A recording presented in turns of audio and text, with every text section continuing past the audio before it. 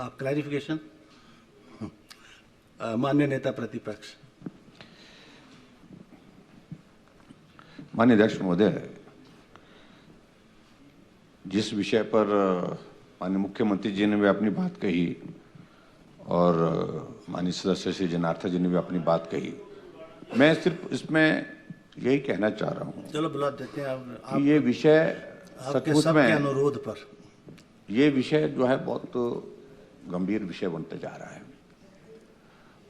और इस विषय को गंभीरता की तरफ जिस तरह से जा रहा है उस तरह से ये कानून व्यवस्था का एक बहुत बड़ा मुद्दा ये शिमला शहर के अंदर नहीं पूरे प्रदेश में भी बन सकता है। इन सारी चीज़ों को लेकर के भी इस तरह से देखने की आवश्यकता है।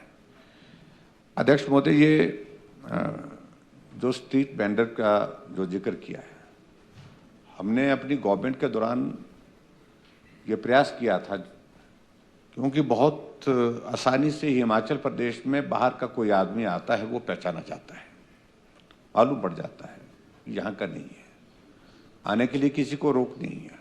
इस देश का नागरिक कोई भी आ सकता है, नियम के मुताबिक बाहर का भी आदमी घूमने फिरने आता है, वो भी आता है।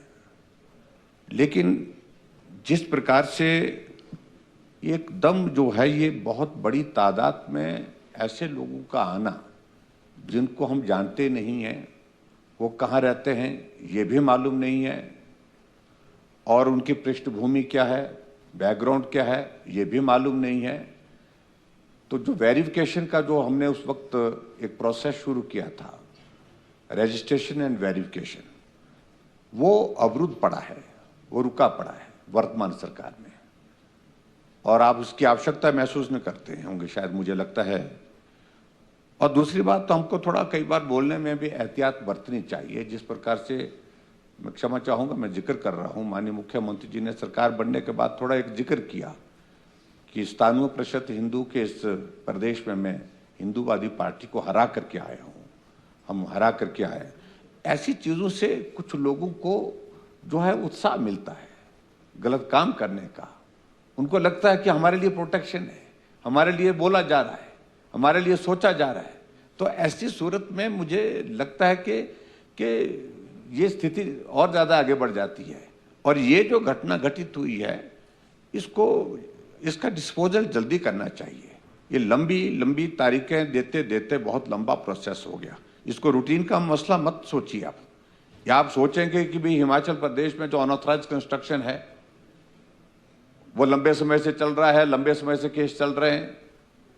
वो एक इंडिविजुअल विषय हो सकता है किसी का अनऑथराइज कंस्ट्रक्शन का, जिसका कोई घर अनऑथराइज तरीके से बना है, लेकिन ये कम्युनिटी से जुड़ गया है, ये विषय ये समाज से जुड़ गया है, ये प्रदेश के बहुत बड़े वर्ग की भावनाओं से जुड़ गया है ये विषय।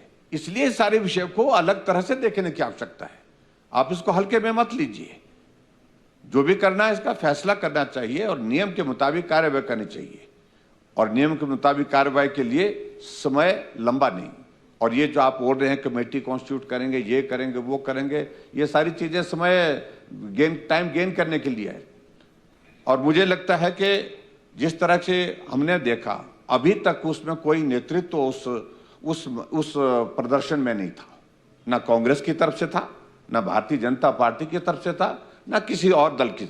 लोग अपने आप घर से निकले हैं, जन भावनाओं का आप अंदाजा लगा सकते हैं। लोग अपने आप निकले हैं और कोई उनका नेता नहीं था, कोई संगठन नहीं था, लेकिन उसके बावजूद हजारों लोग सड़कों पर आ गए।